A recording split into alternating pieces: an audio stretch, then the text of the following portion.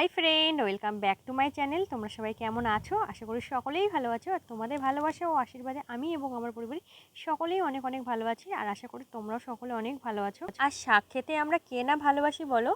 আর তাও যদি সেই শাকের ভেতরে এত রকমের উপকারিতা গুণ থাকে।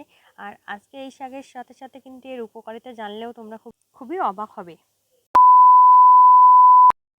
আর এই শাকসবজির মধ্যে অতি পরিচিত একটি শাক হলো এই পাট শাক।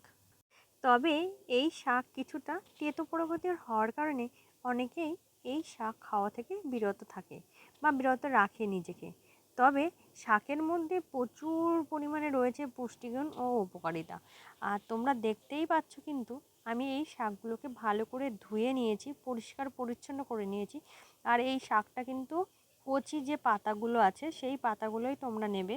আর সাথে সাথে এর উপকারিতাগুলো জানলেও কিন্তু তোমরা অনেকটাই অবাক হবে। আর দেখতেই পাচ্ছ আমি কিন্তু শাকগুলোকে কিন্তু কেটে ভালো করে ধুয়ে নিয়েছি।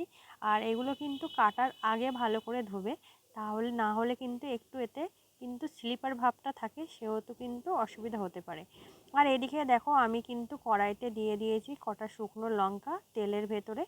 আর যেহেতু তোমরা এখানে কিন্তু পেঁয়াজও যারা খেতে চাও তারা কিন্তু এখানে পেঁয়াজও ব্যবহার করতে পারো।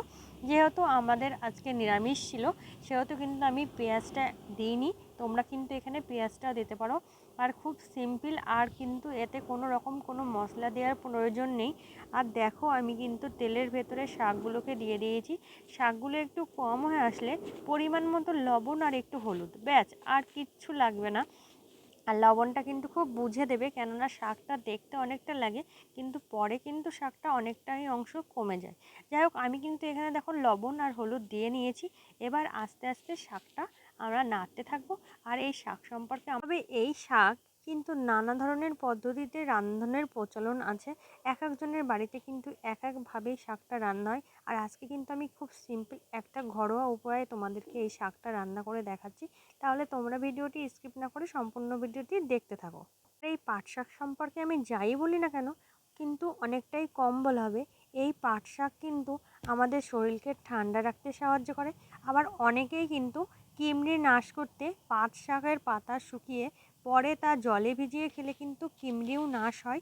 তাছাড়া রক্তচাপ নিয়ন্ত্রণ করে পাট শাক। পাট শাকের মধ্যে প্রচুর পরিমাণে পটাশিয়াম থাকায় এটি উচ্চ রক্তচাপ নিয়ন্ত্রণে রাখতে সাহায্য করে থাকে। তার সাথে সাথে কিন্তু আমাদের হজম শক্তিও বাড়ায়।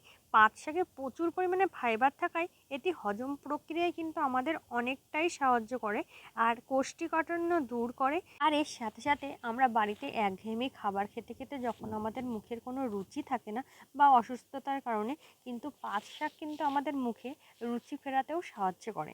আর এই পাট শাক কিন্তু আমাদের রোগ প্রতিরোধ ক্ষমতা বৃদ্ধি করে। পাট শাকের মধ্যে পর্যাপ্ত পরিমাণে ভিটামিন সি থাকায় এটি মানবদেহে রোগ প্রতিরোধ ক্ষমতা বাড়াতে সাহায্য করে থাকে। নিয়মিত এই শাক খেলে বিভিন্ন ধরনের রোগের আক্রমণ থেকেও কিন্তু আমরা রক্ষা পেতে পারি। এই পাট শাকে কিন্তু আরও অনেক অনেক গুণ আছে, যেমন ত্বকের তারুণ্য ধরে রাখে। পাট শাকে থাকে ভিটামিন সি, মানবদেহের ত্বকে স্বাস্থ্যের জন্য অত্যন্ত গুরুত্বপূর্ণ।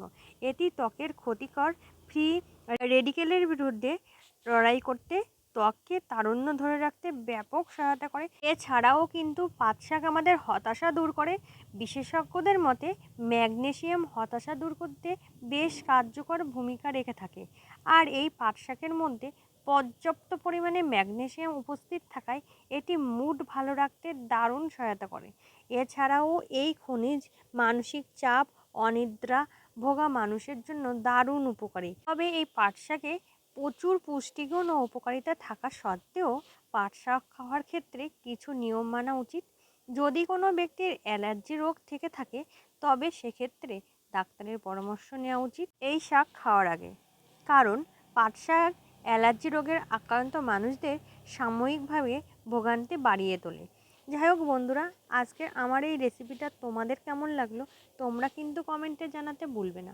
আর পাট শাকের কতটা উপকারিতা, কতটা পুষ্টিগুণ সেটা তো তোমরা জানলেই। আর এই পাট শাক খেতে আমি নিজে ব্যক্তিগতভাবে কিন্তু প্রচুর ভালোবাসি। তোমরা কারা কারা পাট শাক খেতে ভালোবাসো তারা কিন্তু সেটা কমেন্টে জানাবে। আর পাট শাক কিন্তু সহজেই তোমরা বাজার ঘাট মাঠ যেখান থেকেই সংগ্রহ করে নিতে পারো।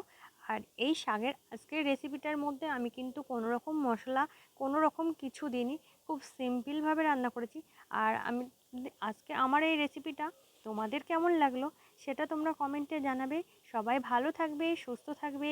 অসংখ্য সকলকে ধন্যবাদ।